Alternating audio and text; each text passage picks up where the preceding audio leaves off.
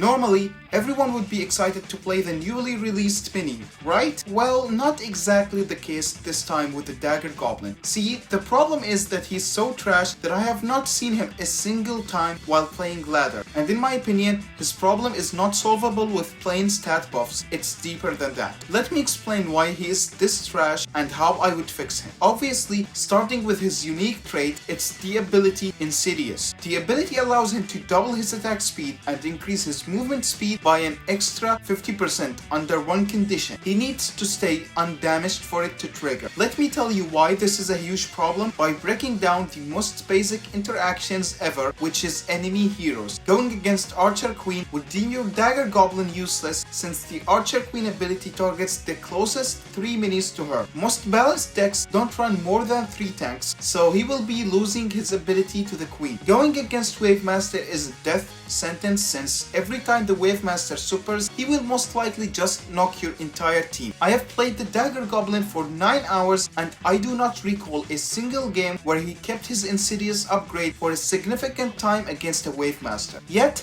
somehow, going against a Grand Warden managed to end up being worse. Every shield is literally gonna remove your Insidious upgrade and deal 4 damage, which might not sound like a ton, but Dagger Goblin barely has any HP at all. And going against Shield Maiden will taunt him and get him to damage the shield, which again completely denies Insidious for almost the whole round. Royal Champion will chain a ton of shields which are bound to hit him, considering him being a melee mini makes it near impossible to space him within 4 tiles away from your other tanks. Skeleton King and Countess are not as bad as the other heroes I mentioned above. Skeleton King could get a super hit on him, but it's not that difficult to avoid and keep your Dagger Goblin safe. And Countess is a bit harder considering he has very low HP, and in all honesty, you could get lucky by avoiding being damaged completely. Nature-born Barbarian King, Monk, and the soon-to-be released Pink Fury are not that big of a problem in terms of splashing on Dagger Goblin. Mind you, I'm talking about the heroes only, meaning in these examples your opponent is not playing anything else to even counter your Dagger Goblin. Having 7 out of the 11 heroes completely nullify the ability of your mini solely by their mere presence is not a good sign of a balanced mini. And if we're gonna talk about the minis, there's like 8 or 10 of them that completely kill the Dagger Goblin's Insidious ability. Clash Mini is a very chaotic game,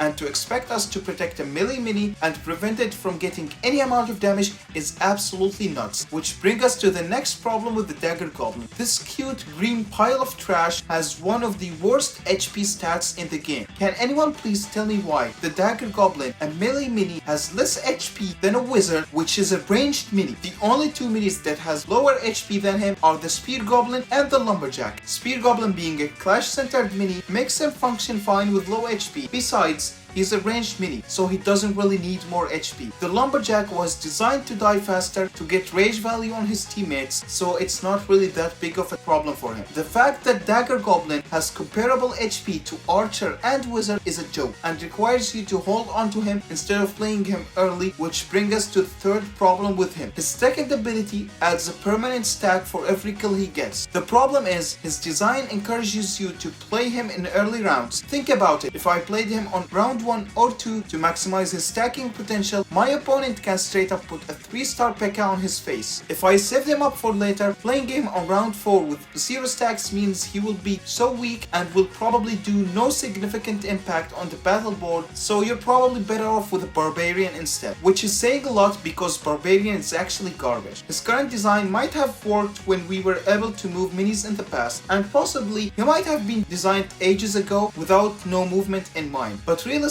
with this current placement system, it just wouldn't work out for him. You're definitely wondering now, what is the fix to this complete mess of a design? First off, the second ability just doesn't work at all, so I will delete it completely. I would like to replace it with a +1 damage buff for every star the enemy mini has. So if a Goblin is attacking a 1-star mini, he would deal 4 damage. If he's attacking a 3-star mini, he will deal 6 damage per hit. This design was inspired from his unique trait in Clash of Clans, allowing him to deal double double damage to resources, so I thought he should deal bonus damage to more expensive things. At first, I debated giving him bonus damage based on enemy elixir cost, but I couldn't come up with a simple enough numbers and formula, and figured stars were more consistent across the whole game. For Insidious, it's one of two options. First is to make the buff half as effective as it is right now, while also making Insidious twice as easy to trigger. I feel like having it trigger if he didn't get damaged in 1 second when maxed is quite fair to say the least. The other option could be to change how Insidious works completely. I would make it go away if the goblin got stunned instead of damaged. This would make things like Grand Warden and Archer Queen less of a disaster to go against for the Dagger Goblin, and it would actually drop the number of heroes that destroy the Dagger Goblin from 7 to only 3 heroes. It would also make him more usable against things like the Bandit and the Magic Archer, since they don't stun while splashing. So what do you feel